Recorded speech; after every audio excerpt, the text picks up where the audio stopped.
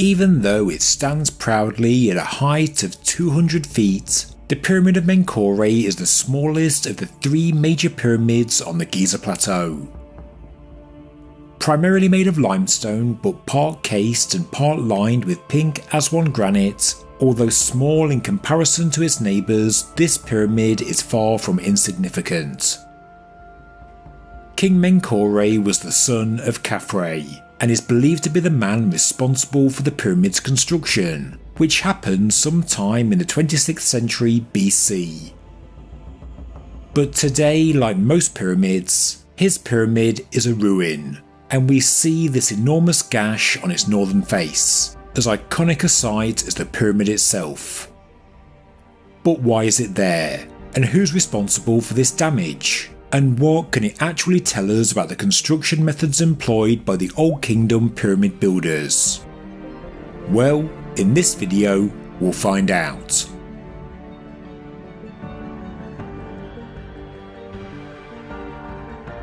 Hello everybody, and welcome to Ancient Architects.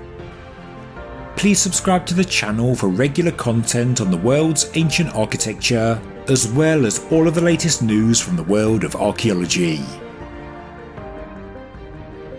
The Pyramid of Menkaure is one of the true gems of ancient Egyptian architecture, a structure often overshadowed by its oversized neighbours, but both inside and out, is arguably even more enigmatic.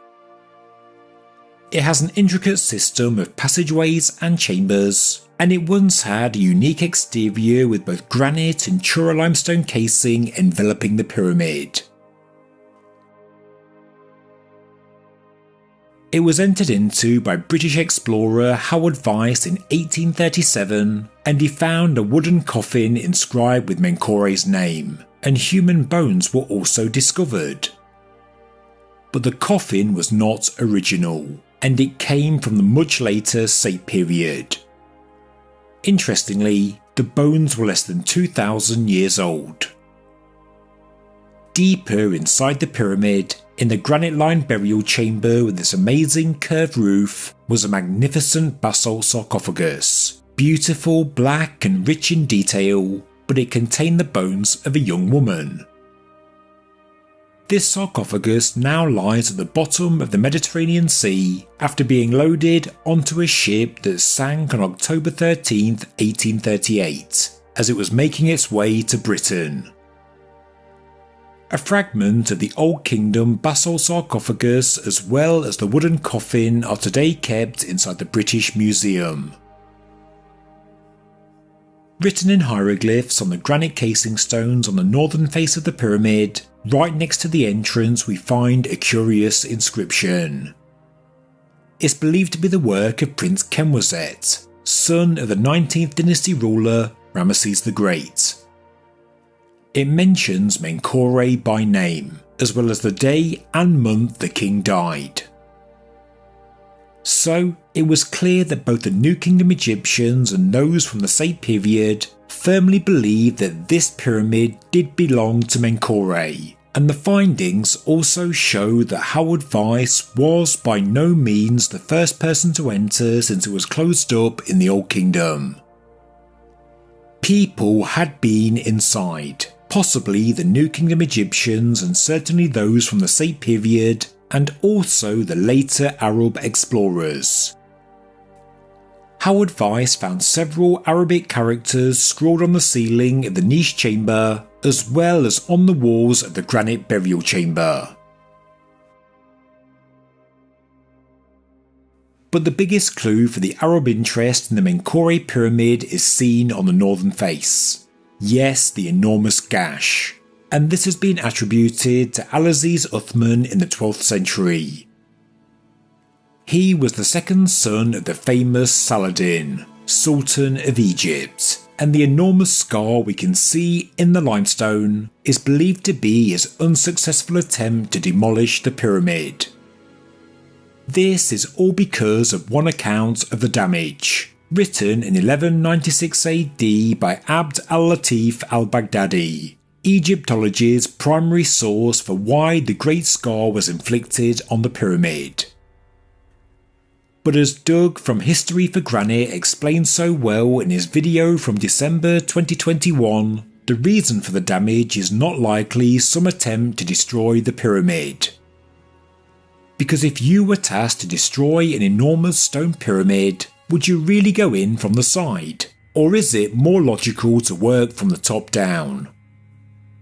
When you really look at this huge vertical breach in the pyramid's northern face, it really makes no sense that this was the beginnings and failings of a full-scale demolition.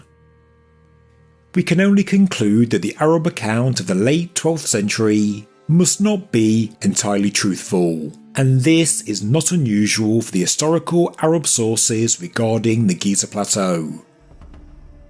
So why? Why do we see this enormous breach on the northern face?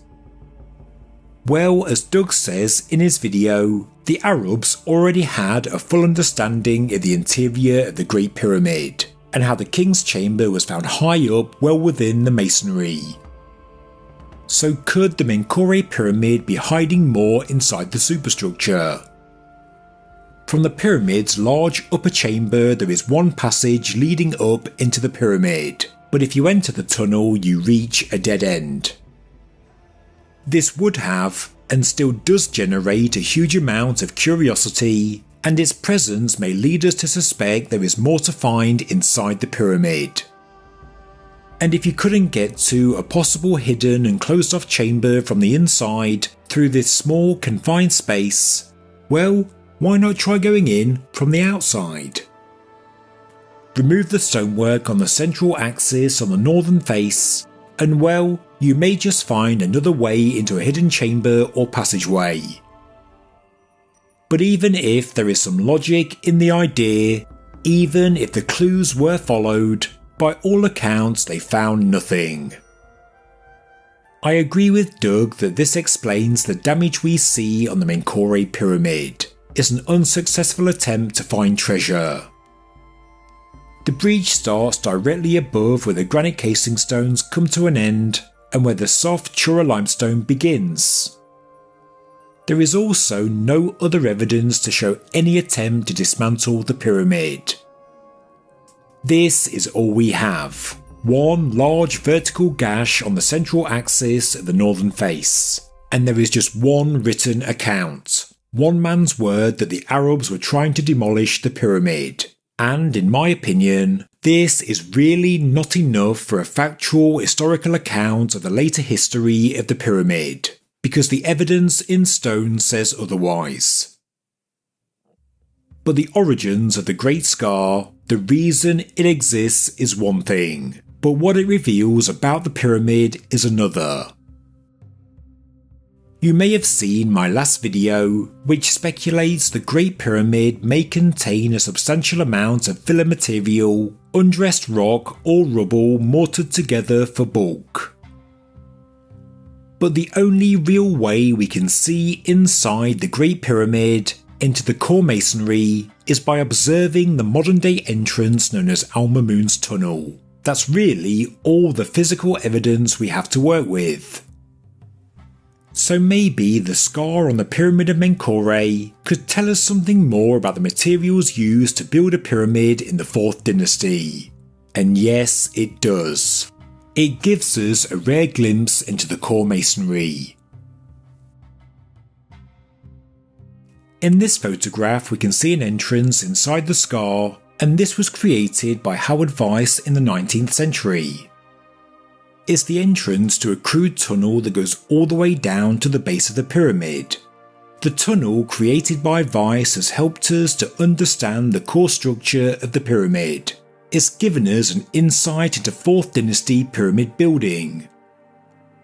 As researchers Marigiglio and Rinaldi said in 1967, we learn that the nucleus of the pyramid is made in large steps, and here we can see the front of the 4th step, which is made up of 7 courses of well-fitted stone. Each course is slightly set back from the course below, and they're each about 2.5 cubits in height.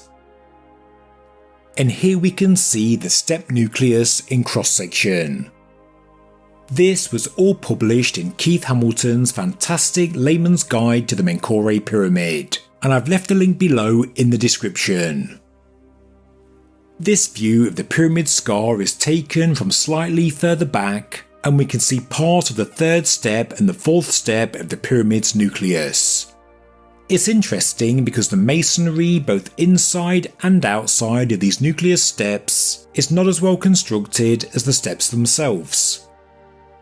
Maragiglio and Rinaldi would comment and say the masonry outside of the faces is even better than the masonry inside.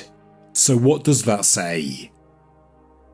Here we're looking into the tunnel created by Howard Weiss inside the pyramid scar.